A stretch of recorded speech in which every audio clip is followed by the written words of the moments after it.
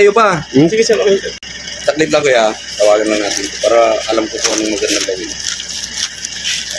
Tao ito yung tarampo.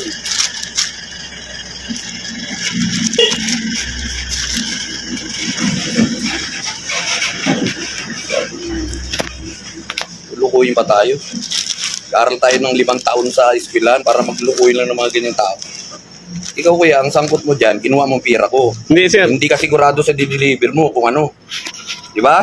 Kasi wala kaming alam sir sa mga in-order. Wala kaming alam eh. Bakit nagpapagamit kayo na hindi sigurado sa order? Hindi sir.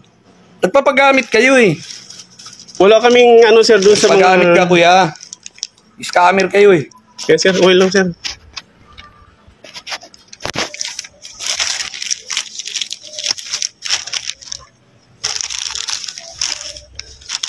Okay, taga-Palawang ba kuya? Hindi sir, yung misis sir. Yung misis ko sir. Baka taga-Quiapo ka rin. Mindanao ako sir, taga-Mindanao.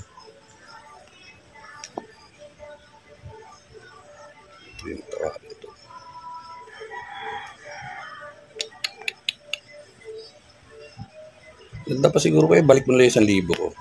Bahala kayo mag-usap sa... Patawagan nyo nung nagpadala sa inyo sa opisina. Para hindi na rin tayo... Dito ka pa naman lagi nagdi-deliver. Oo sir, walang problema yan sir. Ibalik mo na nga para walang ano... Para meron lang tayong ano sir, meron lang kung... Oo, binalik ko, di ba? Yan ang ano... Ibalik mo na lang para wala tayong problema. Huwag na natin palakihin. Kasi hindi mo rin kasalanan eh. Kaya nga sir, pero next time sir, huwag niyo yung husgahan yung isang tao na ano sir. Oo, nagamit kayo. Huwag niyo akong husgahan na kung ano man yung pagkatao ko. Kuya, nagamit ka nga eh. Huwag kayong magsalita ng hindi niyo naman po ako kilala sir. Matutuwa ba ako? Hindi, kahit na sir.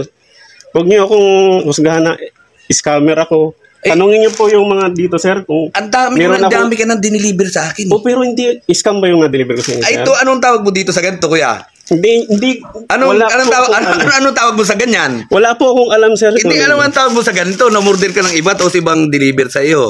Hindi po ako diyan ng ano sir. Ay, sinong scammer? Hindi. Sino nag-scam? Ako sir? Sino nga nag-scam? Sa tanong ko sa'yo. Sino? Delivery lang po ako sir. Deliver ka? Oo. Na ano ka ng scammer? Trabaho ko sir, mag-deliver, hindi po yung sinasabi yung scammer. Hindi nga, ang tanong ko, sino yung scammer? Ay di yung ano sir, kung 9% yung... Sinong ginamit niya? Mag-deliver? JNT, hindi kami.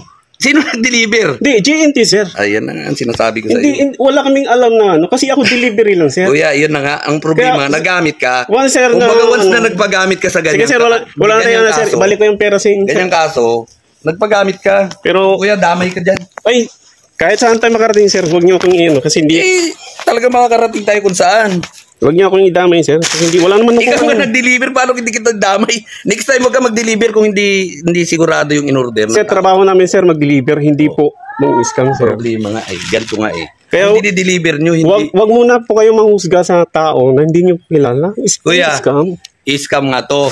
Ngayon, ikaw nag-deliver. Ikaw ginamit nila. Anong tawag? Balik ko na sir. Para po tayo hindi sir. Kasi medyo nasaktan ako doon sa sinabi niya sir. Kuya, masakit talaga. Kasi sinabi niyo ako kasama ako sa ano. Kuya, nagagamit ka nga eh. Paano ko magamit? Delivery lang po ako sir. Wala akong alam. Hindi ko mo alam na nang-scam sila. Wala akong alam sir. I-deliver mo. Malay ko sir, yung mga in-order niyan. Ito ba sir? Alam ko sir. Ito sir, alam ko yung mga in-order niyan sir. Kuya, ang sinasabi wala akong alam sir. Dapat. Sana sir, legit wag muna kayo wag niyong tanggapin. Ikaw nga delivery lang po ako, sir. Please, delivery lang ako. Wala akong alam kung anong ano. Huwag niyo akong sabihan na scammer ako.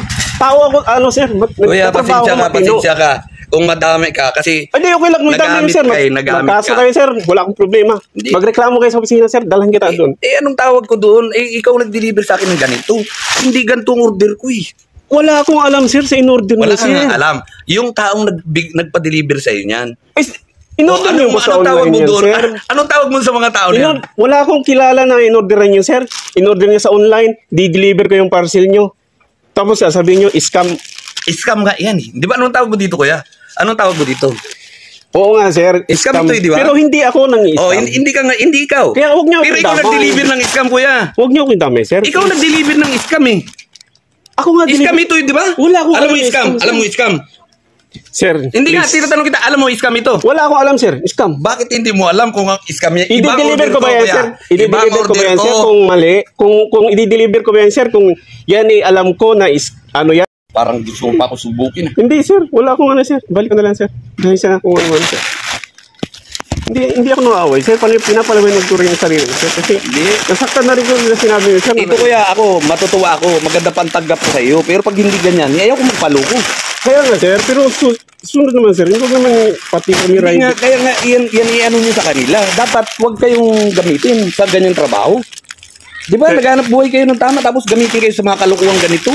Kaya, sir, doon ba kayo magreklamo sa office, sir? Hindi sa akin. Kung pwede lang sana, sir. Ay, Kasi, ikaw ang mag-deliver, hanapin ko pa yung opisina niyo. kasi ako, sir, nagtatrabaho ko ng matino, tapos sasabihin niyo sa akin, camera. Kaya, yung mga yan, nagagamit kayo. Kaya nga, sir, sana doon niyo po. Once na nagpagamit ka, kuya, parang drugs yan. Once na ikaw walang alam, drugs yung bininta mo. Sir, ibahin niyo yung drug, sir.